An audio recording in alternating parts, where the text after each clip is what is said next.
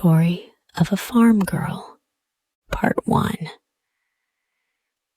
As the weather was very fine, the people on the farm had hurried through their dinner and had returned to the fields. The servant, Rose, remained alone in the large kitchen, where the fire was dying out on the hearth beneath the large boiler of hot water. From time to time, she dipped out some water and slowly washed her dishes, stopping occasionally to look at the 2 streaks of light which the sun threw across the long table through the window, and which showed the defects in the glass. 3 venturesome hens were picking up the crumbs under the chairs, while the smell of the poultry yard and the warmth from the cow stall came in through the half-open door, and a cock was heard crowing in the distance. When she had finished her work, wiped down the table, dusted the mantelpiece, and put the plates on the high dresser close to the wooden clock with its loud tick-tock, she drew a long breath as she felt rather oppressed, without exactly knowing why. She looked at the black clay walls, the rafters that were blackened with smoke, and from which hung spiders' webs, smoked herrings, and strings of onions, and then she sat down, rather overcome by the stale odor from the earthen floor, on which so many things had been continually spilled, and which the heat brought out. With this, there was mingled the sour smell of the pans of milk, which were set out to raise the cream in the adjoining dairy. She wanted to sew as usual, but she did not feel strong enough, and so she went to the door to get a mouthful of fresh air, which seemed to do her good. The fowls were lying on the steaming dunghill. Some of them were scratching with one claw in search of worms, while the cock stood up proudly in their midst. When he crowed, the cocks in all the neighboring farmyards replied to him, as if they were uttering challenges from farm to farm. The girl looked at them without thinking, and then she raised her eyes and was almost dazzled at the sight of the apple trees in blossom. Just then, a colt, full of life and friskiness, jumped over the ditches, and then stopped suddenly, as if surprised at being alone. She also felt inclined to run.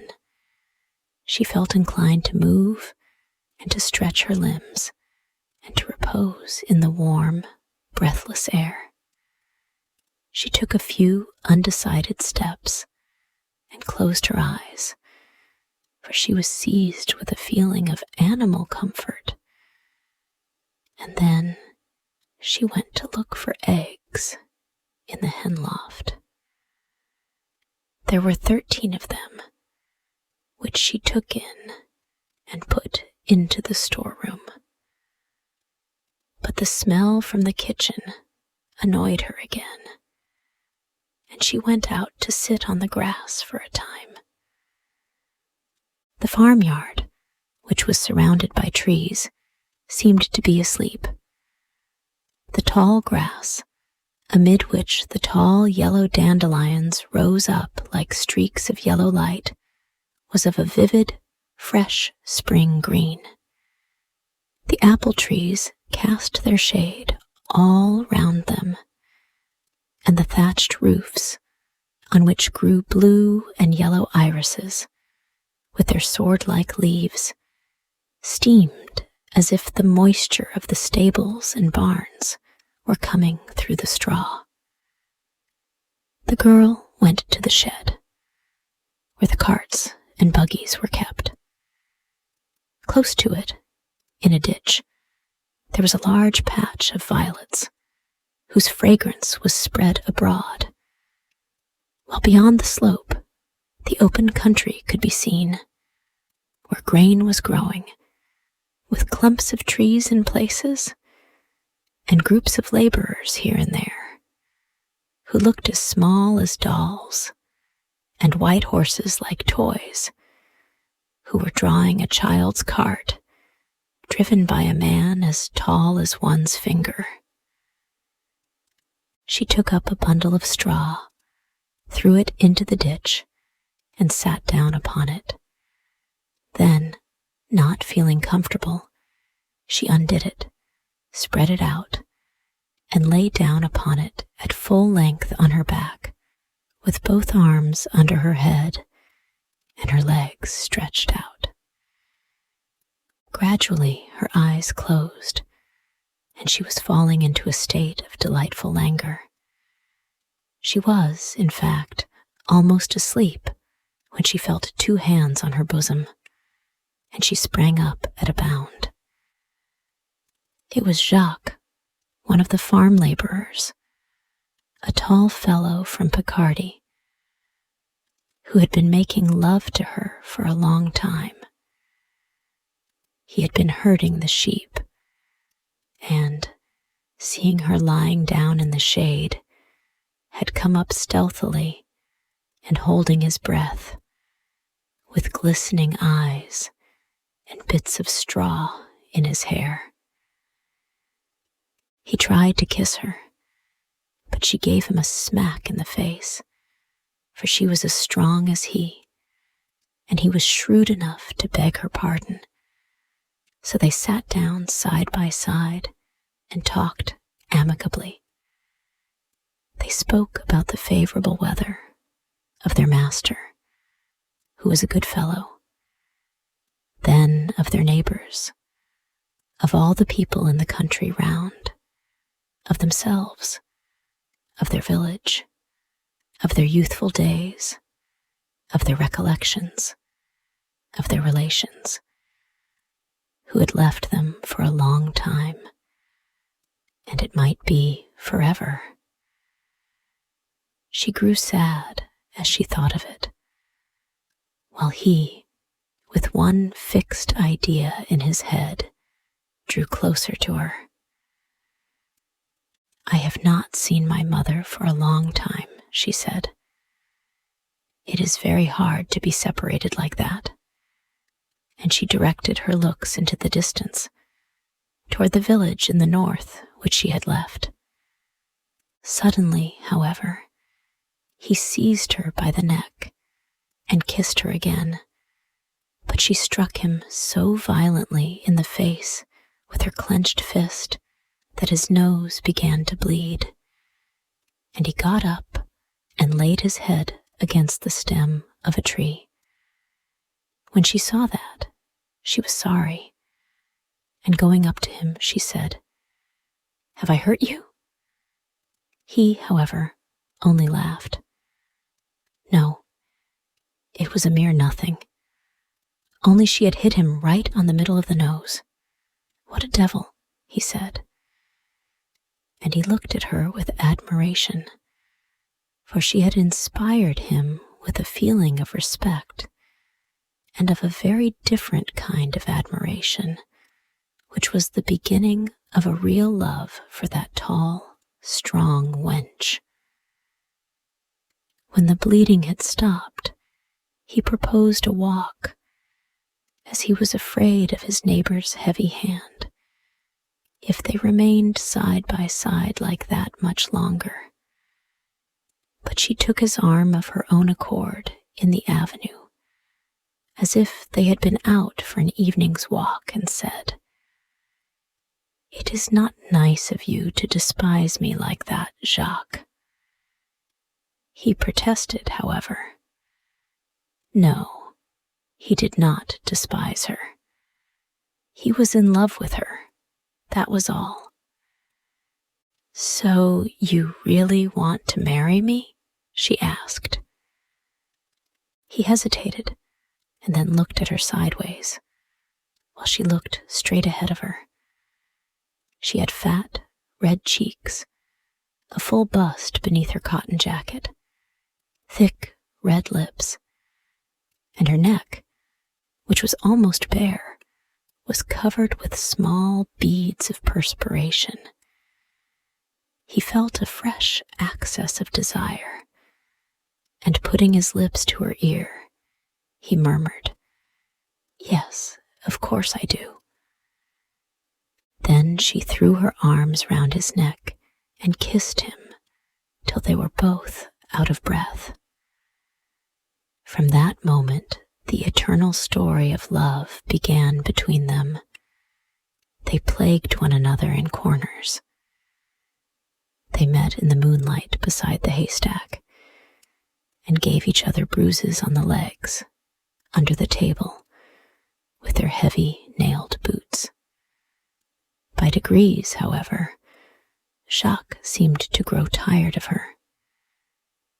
He avoided her, scarcely spoke to her, and did not try any longer to meet her alone, which made her sad and anxious. And soon she found that she was enceinte. At first she was in a state of consternation, but then she got angry, and her rage increased every day because she could not meet him, as he avoided her most carefully. At last, one night, when everyone in the farmhouse was asleep, she went out noiselessly in her petticoat, with bare feet, crossed the yard, and opened the door of the stable where Jacques was lying in a large box of straw above his horses. He pretended to snore when he heard her coming, but she knelt down by his side and shook him until he sat up. "What do you want?" he then asked her. And with clenched teeth and trembling with anger, she replied, I want you to marry me, as you promised." But he only laughed and replied, "Oh, if a man were to marry all the girls with whom he has made a slip, he would have more than enough to do." Then she seized him by the throat, threw him o'er his back, so that he could not get away from her, and half strangling him, she shouted into his face, "I am enceinte. Do you hear? I am enceinte." He gasped for breath, as he was almost choked, and so they remained, both of them, motionless and without speaking, in the dark silence, which was only broken by the noise made by a horse as he pulled the hay out of the manger and then slowly munched it. When Jacques found that she was the stronger, he stammered out, "Very well, I will marry you, as that is the case." But she did not believe his promises. "It must be at once," she said. "You must have the banns put up." "At once," he replied. "Swear solemnly that you will." He hesitated for a few moments, and then said, "I swear it by heaven." Then she released her grasp and went away without another word. She had no chance of speaking to him for several days, and as the stable was now always locked at night, she was afraid to make any noise for fear of creating a scandal. One morning, however, she saw another man come in at dinner time, and she said, "Has Jacques left?" "Yes," the man replied. "I have got his place." This made her tremble so violently that she could not take the saucepan off the fire. And later, when they were all at work, she went up into her room and cried, burying her head in the bolster so that she might not be heard. During the day, however, she tried to obtain some information without exciting any suspicion.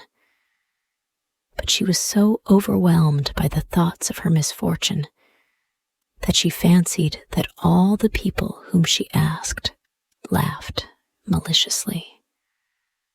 All she learned, however, was that he had left the neighborhood altogether. And now this story ends. Hey, thank you so much for listening to the whole story. If you liked this story and want to thank me for creating this story, then you can buy me a cup of tasty coffee. Just join our YouTube channel and be an official member of our family to support us for making even more interesting story videos for you every day. You know, it takes a lot of effort, research, and money to find and buy premium contents, and to writing, creating, editing, organizing, and publishing every single video, which could melt your hearts or could be one of the most interesting stories of all time. So, hit the like button to save this video. And most importantly, subscribe to our YouTube channel to learn English by watching super interesting English stories every day. Thank you.